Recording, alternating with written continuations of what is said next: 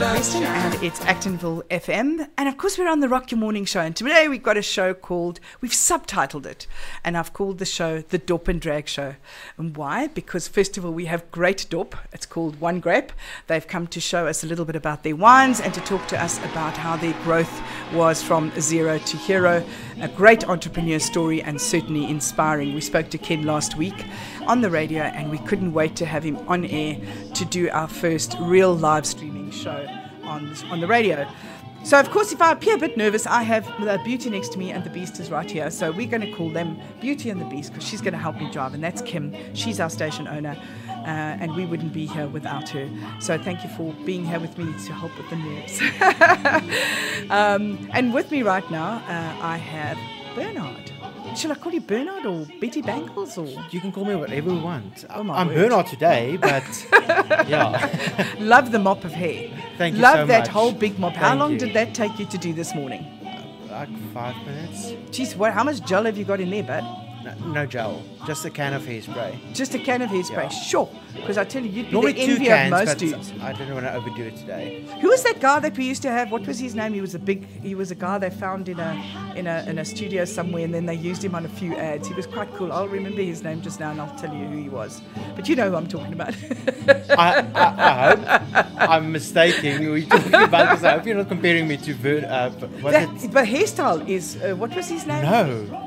Did he not have a hairstyle like yours? No, he had almost swore now.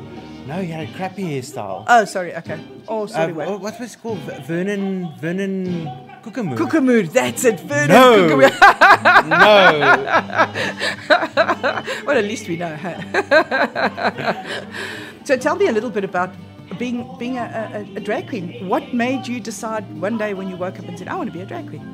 Or was it gradual? Yeah, that definitely that doesn't come the first day. Like, oh, I want to be a drag queen. I always wanted to act. That since I can remember, I was into theatre, and I wanted to become an actor.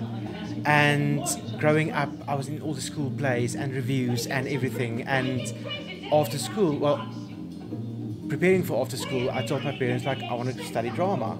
And they said, like, no, it's not a job. It's never a job, hey? Do something more substantial with your life. And I became a hairstylist. But the stage found me. I went to a gay club the one night, and I saw a drag show there. And I'm like, that's me. That's what I want to do. So, yeah. And also it helped me. I'm quite shy, actually, as Bernard. And my character helped me to be on stage in front of people. But that's so cool.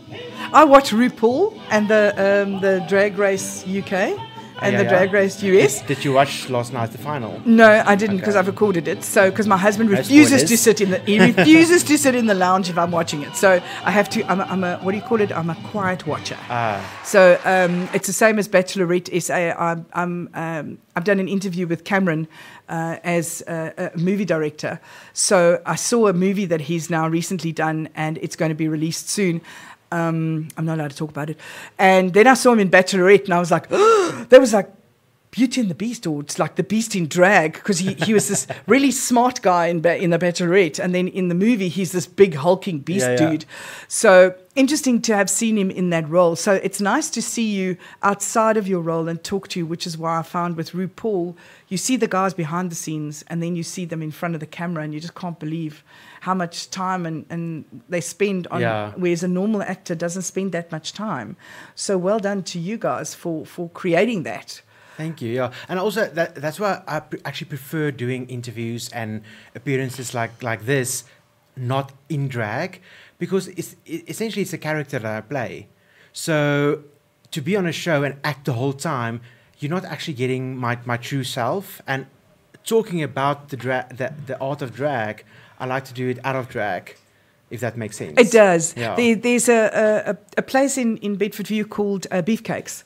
And Beefcakes, I saw my first drag show at Beefcakes. Yes. It was 3 guys, and they were so funny. I mean, we were sitting there, it was a bunch of girls and I must tell you, he was funny. So that was where I really got to enjoy drag shows, because you know what, they can be anybody they want. Birdcage was another example, the movie Birdcage, where I think it brought being a drag queen into the open to say, actually, you know what, guys, it's a real job.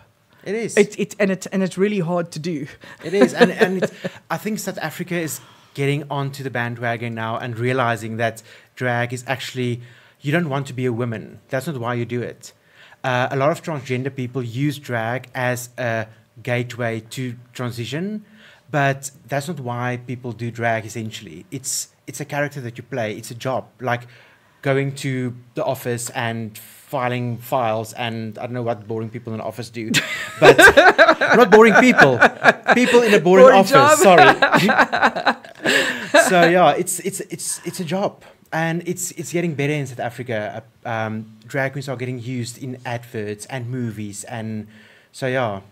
I think it's also, that's why I referred to as Vernon Kukumur as well. It's because there's a persona, and I'm not sure what he was really like because he's since disappeared. Yeah. So I never had the chance to interview him. But my job is so fortunate that I'm able to see you as you. And when I go and see one of your shows, I can say, I know what he's really like. Yeah. There's also was a very famous one. I'm trying to remember his name, but he was an air hostess. And he portrayed an air hostess in a lot of the training videos. Kathy Specific. Yes, Kathy Specific. Loved him. Yeah. Absolutely. And I went to see a show after I'd interviewed him because he was on at one of the theatres, and they did a rendition of Rocky Horror Picture Show, which was just fantastic. It was the best Rocky Horror I'd ever seen. And then I went to a fundraiser, and he was the compere, and he walked straight through everyone, came to me and said, "Geniene, how are you?" Gave me this big hug, great big kiss, and carried on with his show. And you could see everybody turning around, who's that chick? Like, who's she? And it was just so awesome that he kind of singled me out, and it didn't matter that he was on a show. Yeah. He remembered that I had seen him a couple of weeks before, whatever.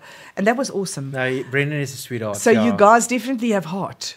You wear your heart on your sleeve. Yeah, we do. Yeah. I think a lot of people in the entertainment industry are actually very, I won't say insecure, but we are sensitive people. And this facade that we put up is just essentially a character. And how long does it take you to put that makeup on? My word, when I saw that picture, I was like, and I don't even wear makeup, and it takes me like 15 minutes to get out of bed. Yeah, depends. Depends on if I do a show, it will take about 45 minutes to an hour. If I do something editorial or for television that you know it's going to be close-ups, it will take me like hour and a half, 2 hours to get ready. And I hope you're listening to our show while you're doing that. Of course. Geez, because I mean, that will take you forever to get dressed. And while you're listening, you're like, okay, you know what? Rock your morning. I love this music. Yeah, this has got to be the right. Go like this. Now, our show, as you know, is all about being an entrepreneur and the journey that it takes you from zero to hero, basically. Yeah. When you started, was it tough in terms of finding the right stages, finding people to hire you? What was that like for you? It was tough, but I think for two reasons.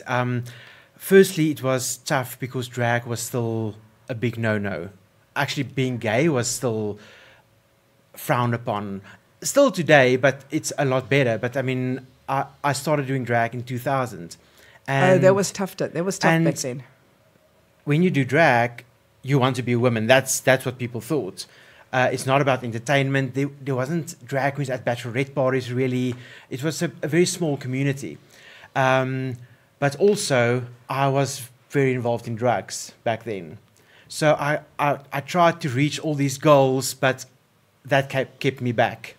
So and I hope your mother scooped your bum from here to Timbuktu, hey? No, lovingly, yes. Because I'm a mom, yes. So I would have kicked your bum from here to Timbuktu. That carried on for about 12 years, and then I booked myself into a rehab and got myself clean, and well done to you. Excelled from there. It's amazing. Well done how to you. Everything happened from there. Yeah. Jeez, that was a tough road. So your road has been tougher than most. Yeah, and I've got I think like a 3-part book that I can write. A checkered series. Yes. I think Lioness move over. Bernard's about to take over. Because I think that's the road people don't see. They only see you as today. They say, hey, this guy's great. But nobody remembers, or nobody knows the journey that it took you to get there. It's true. I mean, how did you learn how to put on makeup? I still haven't learned and I'm 60. It's amazing. I mean, and on that, like what you say, people only see what you are now. In the week, I got a message. Someone messaged me like, oh, you're so lucky. And I get what they say, and it comes from a good place. But luck has nothing to do with it. It's damn hard work. Yeah. And yes, there's some form of luck with success, but it's hard work. And I mean, makeup, when I just started out, a friend of mine did my makeup for me. I couldn't hold a makeup brush even. And eventually he's just like, I'm not going to do it all the time. Okay, so you do realize you've set yourself up now, hey? Because now going forward, if we're going to go live every Friday, you're the makeup dude. Okay, you're going to have to come and teach us how to do all this, because I have, like I'm up for the challenge. I have no idea what to do with makeup. I don't know the difference. And when I was in the UK, one of my jobs was to pack makeup shelves, because you do like a million jobs. Yeah. And I got hired to pack makeup shelves in Poundland. And I remember I used to like pack, and I had to look at these things and think, okay, this is a powder and this is a blush. And eventually I'd put it, and then the people would come up and say, so which one do you recommend if I have a soft skin? Then I used to say, lady, does this face look like somebody who knows how to use makeup? So she'd go, no, but, well, lady, don't ask somebody who doesn't wear makeup what's the best thing for you. You know what? Here's a card. It'll tell you on the card. So I don't think I was a very good salesperson where that was concerned. But I could tell people where to find things in the shop. Yeah. It was just the makeup. But even now, I mean, the makeup industry is so wide and big at the moment. There's so many products, I don't even know what it's for. And is there products for a male skin? Yeah.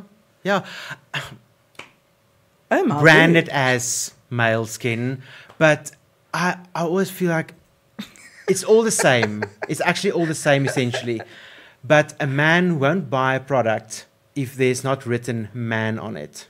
Oh, really? Because society tells you you're not allowed to wear makeup because you're a man. But if man is written on the bottle, oh, I can wear it then because it's for me. Well, it's so stupid. Well, I think I'm going to tell my husband now I'm going to go and buy makeup because it says man. I think we must organize a session that I put you in drag. Oh, that would be so cool. I think we must do that. I think we must absolutely do that. I can just foresee this Friday coming up. I think that's such a good idea, don't you, Kim? I can look like you then because she wears makeup. I think so she just looks so cool. Put Kim in drag too. Kim and me are in drag. We're going to be Beauty and the Beast. It works, eh? Yeah, I'll be Beauty for a change, and then you can be Beast, just for a change. Okay. With that, we are changing, of course, to a tiny person with a big heart, and we're talking to Bernard again. A tiny person, thank you. It's only a pleasure. Bernard, we were chatting earlier about you being a drag queen. Yep. Betty Bangles. Betty Bangles. And I had a question from a listener earlier, and he asked, Betty Bangles, I missed part of the show. Where did you consider to be that moment that changed your life and basically go in full-time into drag? Well, like I said earlier, I always wanted to be on a stage. But I think where the change came that I really want to do it professionally is... Oh, they're building next door. No, I think they're building my dressing room for future. We have a small show. What do you call it? A small business show. So what's kind of fun is having a small business show means that even the forklift wants to be on. You see, everyone wants a chance. Yeah. So as I mentioned, I always wanted to be on stage, but where I think the shift came that I really wanted to make a career out of it was when I decided to get clean. Firstly, and that's where I started to pour all my energy into drag, and I always had a dream to be on television with my own show. It was a wild dream, and it came true. But it would come true because every entrepreneur that's why the show's called #Small Startup Big Dreams. If you don't have a big dream, your startup will never take off. Yeah. Because even if you don't reach that enormous dream of being in Hollywood, you've actually gone pretty much 90% of the way, and you've loved your life. And dreams keep us going. It's dreams. Thank you so much. The service in this place is immaculate. How many places do you know where the station owner brings you a drink? Nowhere. And only on Actonville FM. And of course, if you want to ask any questions of Bernard, please feel free to contact us on WhatsApp line 074 660 5829. Put a +27 in the front if you are from overseas. And of course, we'd love to hear from you. Please don't phone us or send us a voice note because it's a inline system that only sends us text messages. We'd love to hear from you. And Bernard, tell me something in terms of going on stage for the first time. Did you feel all those butterflies? Oh, yes. But I still do. This is actually now my 20th year of being Betty Bangles. And after 20 years of doing it, I still get nervous before every show. And I think it's a good thing. But are you on are you on TV or are you on a live stage? Not a dead stage, but a live stage. My television show, I had a reality show on Via. It was the first Afrikaans reality show about drag. That was only for a limited series. And I do TV appearances here and there, but mostly on stage, live shows. So there's a couple of shows coming up. So people must just look on my social media platforms. All the info are there. It's called Betty Bangles, right? Betty Bangles, yeah. Betty Bangles on Facebook, and on Instagram is @BettyBangles, and Twitter is Betty Bangles XL. Why XL?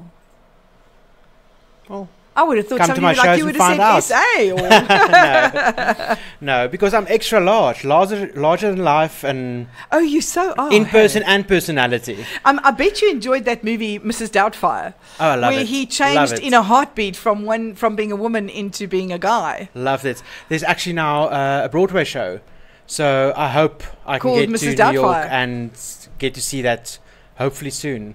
Oh, that is cool. Because a lot of the movies come to mind where, like Birdcage, I saw Birdcage for the first time, I think back in 81 when it was still called La Cage aux Folles. Oh, yeah. And I remember my husband, he became my husband after that, but as my boyfriend, he said, let's go and see this French film. And I was like, I don't see French films. I don't look at films with subtitles. And everybody at work was saying, but you have to see this one. It's really funny. And we went off to see La Cage aux Folles. And I subsequently saw La Cage aux Folles 2.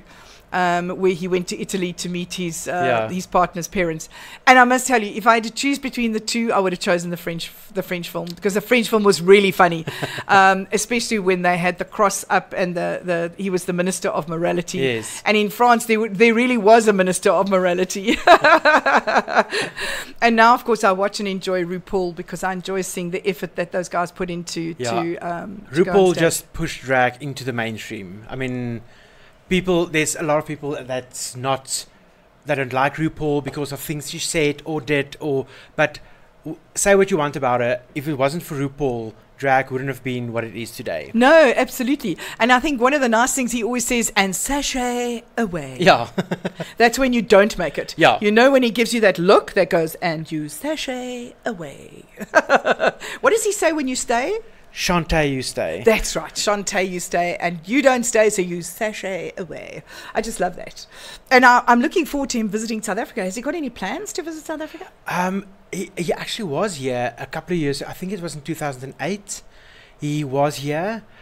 Apparently quite difficult to work with. He made an appearance at a club in Pretoria and in Braamfontein.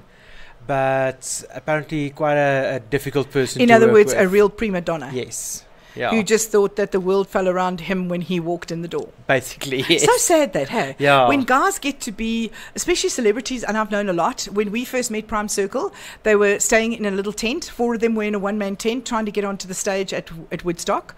And now, of course, they're on an international stage. And the only one out of that whole band who still greets me when he sees me is Ross.